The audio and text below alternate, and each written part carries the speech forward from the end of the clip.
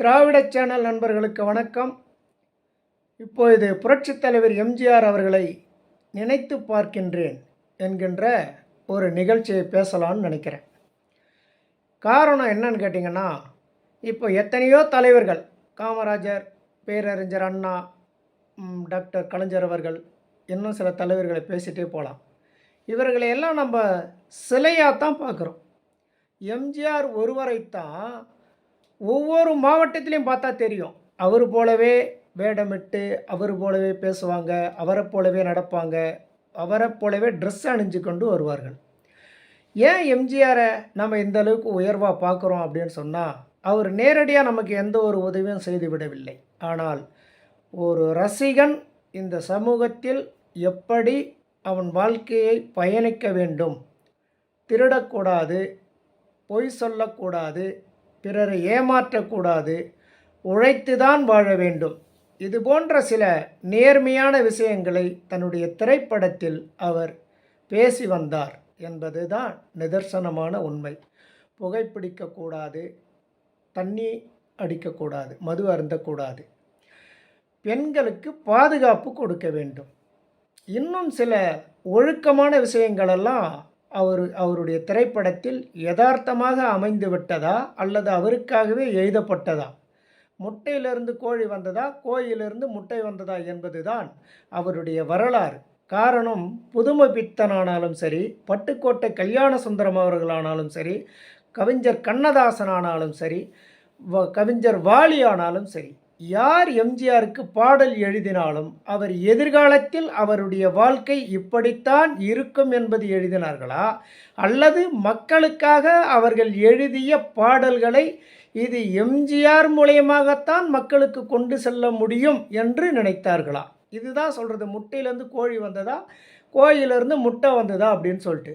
பட்டுக்கோட்டை கல்யாண சுந்தரம் இந்த உழைக்கின்ற மக்களுக்காக ஒவ்வொரு வரியும் அவ்வளவு அற்புதமாக எழுதியிருப்பார். புதுமை பித்தனும் அப்படி தான்.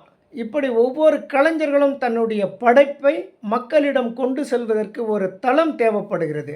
அந்த தளத்தை எம்ஜிஆர் மூலயமாக மக்களுக்கு கொண்டு சேர்த்தார்கள். ஆனால் மக்கள் அதை எம்ஜிஆரே எழுதி பாடி நடித்தார் என்றுதான் அன்றைய மக்கள் ஏற்றுக்கொண்டார்கள்.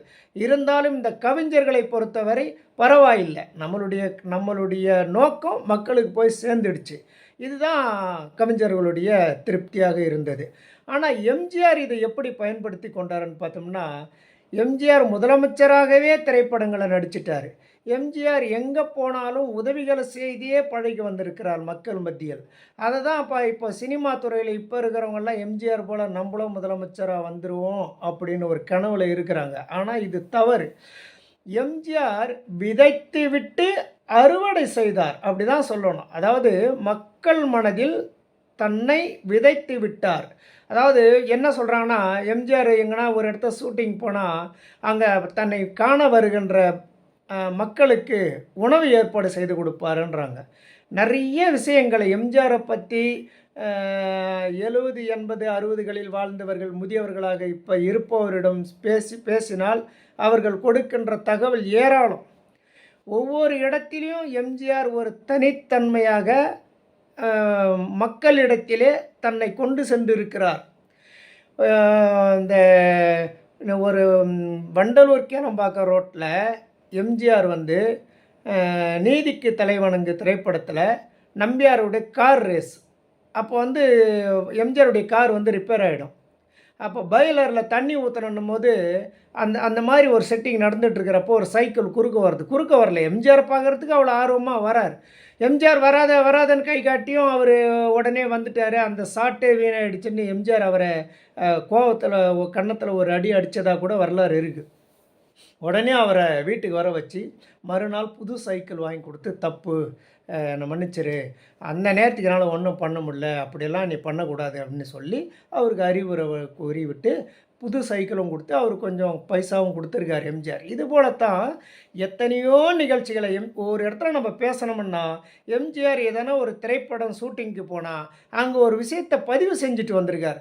நம்ம எதிர்காலத்தில் முதலமைச்சராக வருவோம், அப்போ இவங்கெல்லாம் ஓட்டு போடுவாங்க அப்படின்னு நான் பதிவு பண்ணார். அதெல்லாம் இல்லை. ஆனால் யதார்த்தமாகவே எம்ஜிஆர் குருவிக்கார வேடமிட்டு அதாவது அந்த நரிக்குறவர் என்று சொல்லக்கூடிய மக்கள் மனதில் கடவுள் என்று சொல்லக்கூடிய அளவுக்கு பதிஞ்சிட்டார். அவங்க மத்தியில் எம்ஜிஆரை தப்பாக பேசிட்டுலாம் வந்துட முடியாது. அவங்க கையில் இருக்கிறத எடுத்து அடிச்சிருவாங்க. இதை ஒரு திரைப்படத்தில் கூட சொல்லுவாங்க, இளநீ வியாபாரம் செய்கிறவர் திரைப்படத்துக்கு போயிட்டு படம் பார்த்துட்டே இருக்கிறப்போ 1001 எம்ஜிஆர் கையிலேருந்து கத்தி கீழே விழுந்துட்டோன்னே, தலைவா நான் தரேன் கத்தின்னு நான் கையிலேருந்து கத்தி தூக்கி அந்த திரைப்படம் அந்த ஸ்க்ரீனில் வீசுனதா தகவல் இருக்குது. இதுபோல் நிறைய சொல்லிகிட்டே போகலாம். ஒரு காலத்தில் பார்த்திங்கன்னா பாக்கியராஜ் படம் எடுக்கிறப்பவும் சரி, ராமராஜ் படம் நடிக்கிறப்பவும் சரி, எம்ஜிஆரை பற்றி எதனா ஒரு சீன் அந்த படத்தில் காட்டிட்டாங்கன்னா அதுக்காகவே அந்த படம் ஓடும். இதெல்லாம் கடந்த கால மக்கள் மத்தியில் வரலாறு. இன்றைக்கி வரைக்கும் எம்ஜிஆரை யாரும் குறை சொல்கிறது கிடையாது. அரசியலில் வேணும்னா எதிர்க்கட்சியாக இருக்கிறவங்க எம்ஜிஆரை பற்றி சில விஷயங்களை பேசலாம், எம்ஜிஆர் மற்றவங்களை குறை சொல்லி பேசலாம். ஆனால் திரைப்பட வாழ்க்கையில் ஆனாலும் சரி, ஒரு ஹீரோ என்று சொல்லக்கூடிய விதத்தில் எம்ஜிஆர் திரைப்படத்தை ஒரு ரசிகன் பார்த்துட்டு வெளியே வந்தால் அந்த முகத்தை பாருங்கள், 1000 வாட்ஸு சூரியன் போல் ஒரு மாதிரி பிரகாசமாக வருவார். மற்றவங்க படத்தில் பார்த்துட்டு வரமோ அந்த மாதிரி ஒரு கம்பீரம் வருமானு தெரியாது. ஏன்னா அவர் படத்தில் பார்த்திங்கன்னா எல்லாமே பார்த்திங்கன்னா புரட்சிகரமான வசனம், புரட்சிகரமான பாடல், ஒரு அநீதியை தட்டி கேட்கக்கூடிய பாடல், அதாவது ஒரு ஹீரோ மாதிரி ஒரு எனர்ஜியாக வருவான். எம்ஜிஆர் திரைப்படத்தை பார்த்துட்டு வெளியே வர ரசிகர் பார்த்தீங்கன்னா ஒரு பெரிய எனர்ஜியாக வருவான். அதாவது உழைச்சி வாழணும், உழைத்து தான் வாழணுன்றது எம்ஜிஆருடைய பிரதான நோக்கம். எங்கேயுமே பார்த்திங்கன்னா போலீஸாக கூட எம்ஜிஆர் நடிப்பாருங்க. ஆனால் எந்த ஒரு திரைப்படத்துலேயும் போலீஸுங்களை இழிவான வார்த்தையை பயன்படுத்தியிருக்க மாட்டார். இப்போ வர திரைப்படத்தில் பார்த்திங்கன்னா போலீஸ் லஞ்சம் வாங்குற மாரி காட்டுவாங்க, அதாவது போலீஸை அடிக்கிற மாரி காட்டுவாங்க, போலீஸை தண்டிக்கிற மாரி காட்டுவாங்க. காமெடி சீன்லாம் பார்த்தீங்கன்னா காவல்துறையை ரொம்ப கீழ்த்தரமாக காட்டுவாங்க. குறிப்பாக பார்த்தீங்கன்னா அந்நியன் திரைப்படத்தில் என்னால் ஏற்கவே முடியாது. என்ன கமல்ஹாசன் அந்தளவுக்கு நேர்மையானவரா? அந்நியன் திரைப்படத்தில் ஒரு டிராஃபிக் போலீஸை இந்த ஷூவை தொடச்சிட்டு காசு வாங்கிட்டு போன்றார். டிராஃபிக் காவல்துறை தவறு செய்கிறது டிராஃபிக் காவல்துறை இல்லை, காவல்துறை பார்த்திங்கன்னா அந்தந்த ஆட்சியாளர்களுடைய கட்டுப்பாட்டில் தான் இருக்குது. இப்போ தமிழ்நாட்டில் லா அண்ட் ஆர்டர் ஆனாலும் சரி, டிராஃபிக் போலீஸ் ஆனாலும் சரி, அந்த துறை யார் கட்டுருக்குது? முதலமைச்சர் கிட்ட தான் இருக்குது. இதை முதலமைச்சர் தான் கவனத்தில் எடுத்து, அதாவது சட்டம் ஒழுங்கு சரியாக ஃபாலோ பண்ணணும். அதே சமயத்தில் இங்கே தப்பாகவே காட்டப்படுது. இது எல்லாம் எங்கே போய் சேருதுன்னா சாதாரண ரோட்டில் இருக்கக்கூடிய போலீஸுங்க மேலே தான் இது போய் சேருது. அதனால் திரைப்படத்திலேயே இது பேசப்படுது. எம்ஜிஆர் திரைப்படத்தில் அப்படி ஒரு காலம் காட்டவே மாட்டார். மக்கள் மனதில் காவல்துறை என்றால் ஒரு மரியாதை இருக்கணுன்ற ஒரு காரணத்தினால எம்ஜிஆர் இது மாதிரி தவறான ஒரு சீன் அவர் படத்தில் காட்டவே மாட்டார். கடமை, கண்ணியம், கட்டுப்பாடு. அவர் படத்தில் பார்த்திங்கன்னா போலீஸாக நடிக்கிற கேரக்டரில் அவ்வளோ ஒரு அற்புதமாக இருக்கும். அதே சமயத்தில் பார்த்தீங்கன்னா உழைக்கிற மக்களுக்கு அவர்களுடைய கூலி, அவர்களுடைய ஊதியம் போய் சேரணுன்றதுல ரொம்ப உறுதியாக இருப்பார். 10 ரூபா நான் உழைச்சி கூலி கொடுக்கலன்னா ஏன் நான் இங்கேயே தட்டி கேட்கணும்னு சொல்லுவார். அதாவது அவங்க சமரசம் அடைஞ்சிட்டு போகிற மாதிரியெல்லாம் பேச மாட்டார். விவசாயிகள் எடுத்துக்கங்க, கடவுள் என்னும் முதலாளி கண்டெடுத்த தொழிலாளி விவசாயி. அதாவது கடவுளுக்கு நிகரானவர் விவசாயின்னு அந்த விவசாய பெருமக்களை ஊக்குவிப்பார். விவசாயிகளை மேலும் மேலும் விவசாயம் செய்வதற்கு தூண்டும். தன்னுடைய பணி எத்தகைய தூய்மையானது, ஒரு விவசாயியுடைய பணி எவ்வளவு உணவு உற்பத்தி செய்யக்கூடிய அந்த பணி என்பது கடவுளுக்கு நிகரான பணி என்று அந்த கடவுளோடு ஒப்பிடும் விதமாக அந்த பாடலை அமைச்சு பாடுவார். தொழிலாளர்களையும் உழைக்கின்ற மக்களை நீ உழைப்பை அதாவது தப்பாக நினைக்காத, எந்த பணி செய்தாலும் அது உழைப்பு, நீ உழைச்சி சாப்பிட்றன்றதுக்கு அந்த கல் உடைக்கிற தொழிலாளியாக இருந்தாலும் சரி. இந்த ஒளிவிளக்கு திரைப்படத்திலே சொல்லுவார் பாருங்கள், கல் உடைச்சிட்டு கொஞ்சம் சில்லற காசை வாங்கிட்டு வருவார். அப்போது தட்டி பறிக்கிறப்போ அந்த வசனத்தை பேசுவார். இவ்வளவு நாளாக என்னுடைய பணம் நான் ஊதாரித்தனமாக சம்பாதிச்சேன், அதை பற்றி எனக்கு கவலை இல்லை, இதை நான் வேர்வு சிந்தி உழைச்ச சில்லறை, இந்த பணத்தை என் உயிருக்கு நிகராக மதிக்கிறேன் அப்படின்னு சொல்லுவார். 1001 திரைப்படத்தில் பார்த்திங்கன்னா அடிமைப்படத்தனத்தை உடைக்கிறதுக்காக பேசுவார். ஏன் என்ற கேள்வி கேட்காமல் இங்கு வாழ்க்கை இல்லை அப்படின்ற அந்த வரியை உழைக்கிற மக்களை அதாவது எங்கே தவறு நடந்தாலும் அதை நீ தட்டி கேட்கணும் என்கின்ற அடிப்படையில் சொல்லுவார். இந்த இன்னைக்கு கூட பார்த்திங்களா, பெருக்குவாங்க ரோட்டில், தெரு தெருவாய் கூட்டுவது பொதுநலத் தொண்டு, ஊரார் தெரிந்து கொள்ள படம் பிடித்தால் சுயநலம் உண்டு. எம்ஜிஆர் அப்போவே நேற்றென்று நாளை என்ற திரைப்படத்தில் எம்ஜிஆர் அது சம்மந்தமாக அந்த படமே எடுத்துட்டார். ஆனால் இப்போ கூட எலெக்ஷனில் தொடர்ந்துட்டு தான் இருக்குது. நம்ம பிரதமர் வரைக்கும் வந்து ரோடை பெருகினார். நிதி அமைச்சர் நிர்மலா சீதாராமன் கொண்டு ரோடை பெருகினாங்க. இவங்கெல்லாம் ஏன் பெருகிறாங்க அப்படின்னு சொன்னால், நாம் துப்புரவு தொழிலாளரை நம்மளே ரோடை பெருகிறோன்னு சொல்லும்போது அவங்கவுங்க தன்னிச்சையாக இறங்கி ரோடை பெருக்குவாங்கன்னு சொல்லுவாங்க. இதில் தான் நம்ம எஸ்வி சேகர் கூட பார்த்தீங்கன்னா வீட்டாண்ட அவர் வாசலில் இருக்கக்கூடிய காவாவை அவர் லேசாக தூர் வர்ற மாதிரி தள்ளி விடுவார். அதை உடனே படம் எடுத்து வெளியே போட்டுட்டார். எதுக்கு போடுறாருன்னா, நம்ம வாசலை நம்ம காவாவை நம்ம தாங்க சுத்தம் பண்ணணும் அப்படின்னு சொல்கிறார். இருக்கட்டும், நல்லதான். ஆனால் இதில் ஒரு விளம்பரம் இருக்குது இல்லைங்களா, அந்த விளம்பரத்தை தான் எம்ஜிஆர் அப்போவே சொல்லிட்டார். விளம்பரம் இல்லாமல் செய்யணும்னு சொன்னார். என்ன ஒரு படத்தை சொல்லிகிட்டே போகலாம். உலக சுற்றம் வாலிபன் திரைப்படத்தை பார்த்திங்கன்னா அந்த உலகத்தையே மக்கள் மத்தியில் கொண்டு வந்து காட்டியிருப்பார். நாடோடி மன்னனில் அதாவது அந்த ஒவ்வொரு படத்தையும் பார்த்திங்கன்னா தன்னுடைய ரசிகர்களுக்காகவும் மக்களுக்காகவும் பார்த்து பார்த்து பார்த்து எடுத்துப்பார் அந்த படத்துங்களை. அதாவது வெளி உலகத்தை மக்கள் மத்தியில் கொண்டு வந்து சேர்ப்பதிலிருந்து உழைக்கிற மக்கள் நேர்மையாக இருக்கணுன்ற வரைக்கும், காவல்துறையில் கண்ணியத்தையும் மருத்துவர்களுடைய கண்ணியத்தையும் எந்த துறையுமே எம்ஜிஆர் களங்கப்படுத்தியதாக திரைப்படத்தில் இல்லைங்க. அவர் முதலமைச்சராகி தான் இதெல்லாம் செய்தாரா, தான் முதலமைச்சராக வேண்டும் என்பதுக்கு தான் இதெல்லாம் செஞ்சாரான்னா அதெல்லாம் கிடையாது. ஒரே ஒரு விஷயந்தான், ஒரு மனிதனுக்கு எதுவுமே 100க்கு 100 சாத்தியம் இல்லை அப்படின்னு சொல்லுவாங்க இல்லைங்களா.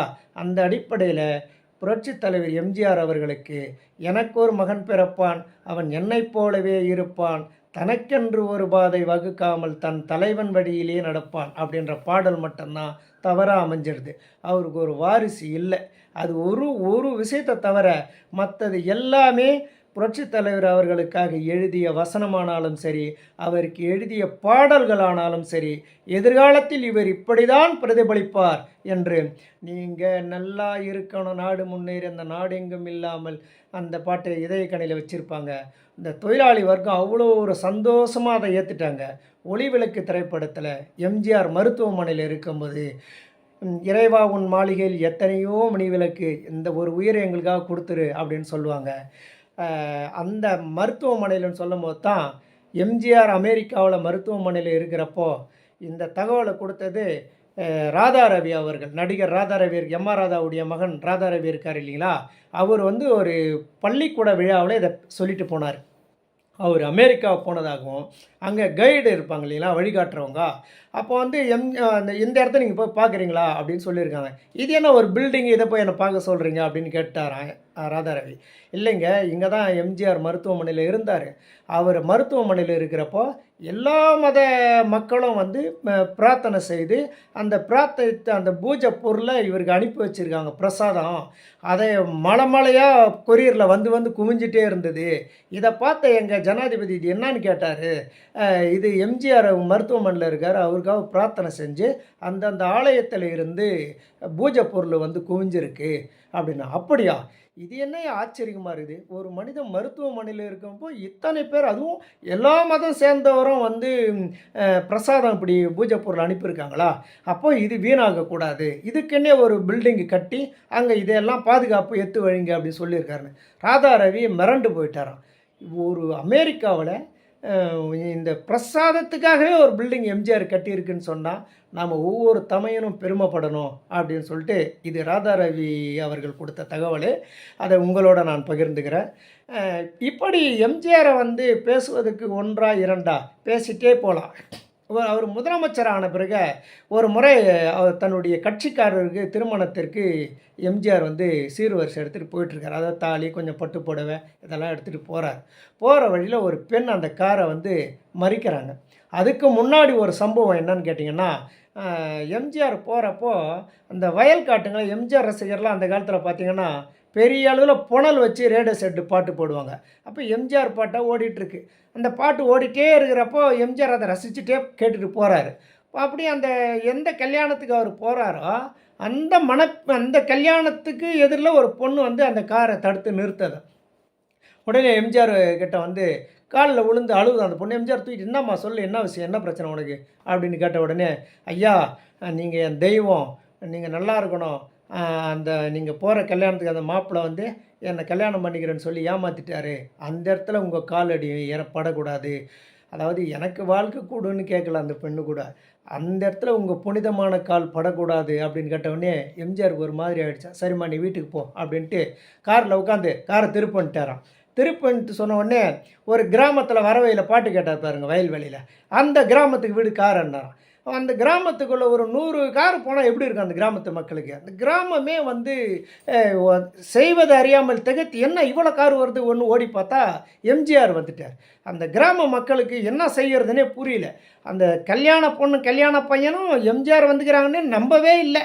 இப்போ நமக்கே அதை கேட்குறதுக்கு எப்படி இருக்கும்? நம்மளுடைய கல்யாணத்துக்கு எம்ஜிஆர் அழைப்பு இல்லாமே, அதுவும் எவ்வளோ சாதாரண ஒரு ரசிகன் அவ்வளோதான். அப்போது அந்த வீட்டை எம்ஜிஆர் பார்த்த உடனே அந்த குடும்பத்துக்கும் தரகால் புரியல. அந்த பையன் உடனே என்ன பண்ணிட்டான், தாலி எடுத்துன்னு வாங்கிட்டு வர சொல்லி எம்ஜிஆர் காலில் வந்து அங்கேயே தாலி கட்டிட்டான். எம்ஜிஆர் வேணாம் அதெல்லாம் நாளைக்கு காலையில் தானே அதெல்லாம் முறையாக நடக்கணும், இதுக்கெல்லாம் சம்பிரதாயம் இதெல்லாம் ரெடி பண்ணியிருப்பாங்கன்னு. இல்லை இது என்ன கொடுமை, நீங்கள் கடவுளே என் வீட்டுக்கு வந்த பிறகு ராவு காலமாவது யமகண்டமாவது முகூர்த்த நாளாவது எல்லாம் ஒன்றா கூடிடுச்சு எனக்கு இன்றைக்கி அப்படின்ட்டு ஒரே சந்தோஷத்தில் தாலி கட்டிட்டார் அந்த பொண்ணுக்கு. இந்த மறுநாள் காலையில் ராமாபுரத்துக்கு அந்த பெண் வழிமறிச்சாங்கல்ல, அவங்க தூக்கிட்டு வர சொல்லி அவனை அந்த பொண்ணையும் அவருக்கு திருமணம் செஞ்சு வச்சுருக்காரு எம்ஜிஆர். இது வந்து தகவல் தான், எனக்கு கிடைச்ச தகவல். அது நம்பகத்தன்மையான்ற முறையில் ஒரு கிராமத்தில் நடந்தது, என்னுடைய நண்பர் எனக்கு சொன்னதை உங்களோட பகிர்ந்துக்கிறேன். இன்னும் பல எம்ஜிஆருடைய சாதனைகள் ஏராளமாக பேசிகிட்டே போகலாம். இப்போ என்னுடைய அனுபவத்தில் பார்த்திங்கன்னு சொன்னால் ஒரு அற்புதமான அனுபவம் நடந்திருக்கு என்னுடைய வாழ்க்கையில். எப்படின்னு கேட்டிங்கன்னா, நான் ஒரு டிரைவர், ஆம்புலன்ஸ் டிரைவராக இருக்கிறேன். ஆந்திராவில் ஒரு டெத் பாடி எடுத்துகிட்டு போயிருக்கேன். அங்கே இறக்கி வச்ச உடனே அதுக்கப்புறம் ஆம்புலன்ஸ் அங்கெல்லாம் நிற்கக்கூடாது, மக்கள் ரொம்ப பயப்பட ஆரம்பிச்சிட்டாங்க. வண்டி எடுன்றாங்க. டைம் என்ன தெரியுங்களா? நைட்டு 1 மணி. 1 மணிக்கு நான் ஆம்புலன்ஸ் எடுத்துகிட்டு வந்த வழியே வரேன். குக்கிராமம். அந்த கிராமத்தில் எல்லாமே காடாக இருக்குது. ஒரு கட்டத்தில் ஆறில் தண்ணி போகுது. ஆறில் தண்ணி போன உடனே அந்த தண்ணியில் வழி தெரியாது.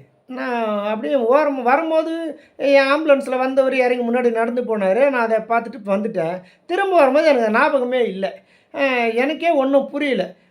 ஒன்று என்ன பண்ணிட்டேன், அதாவது இதுக்கு முன்னாடி என்னை எங்கேயுமே நிற்க வைக்கக்கூடாதுன்னு சொன்னாங்கல்ல, அப்போது ஒரு ஓரமாக நிறுத்தி படுக்க ஆரம்பிச்சிட்டேன் ஊரை விட்டு வெளியே வந்து. அப்போ என்னுடைய செல்லில் வந்து இது பாட்டு போடுறேன், அச்சம் என்பது மடமையிடான்ற பாட்டை கேட்ட உடனே வண்டி எடுக்க ஆரம்பிச்சிட்டேன். அந்த பாட்டை கேட்டுக்கினே வரும்போது தான் அந்த ஆற்றுக்கிட்ட வந்து நின்றுட்டேன். இங்கே வழி காட்டணுமே ஆள் இல்லையான்னு நினைக்கிறப்போ, நம்ம விஜயகாந்த் படத்தில் காட்டுவாங்க இல்லைங்களா, அந்த கருப்பாக ஒரு பட்ஜெட்டு போட்டு விஜயகாந்த் நிற்பார் வைதேகி காத்திருந்தாவில், அந்த கெட்டப்பில் ஒருத்தர் நைட்டு 1 மணிக்கு என் வண்டி பக்கத்தில் ரைட் சைடு டிரைவர் சீட்டு பக்கத்தில் வந்து நின்னா எப்படி இருக்கும் யோசனை பண்ணி பாருங்கள். நானும் மனுஷன் தானே, ஓன்னு அலறிட்டேன்.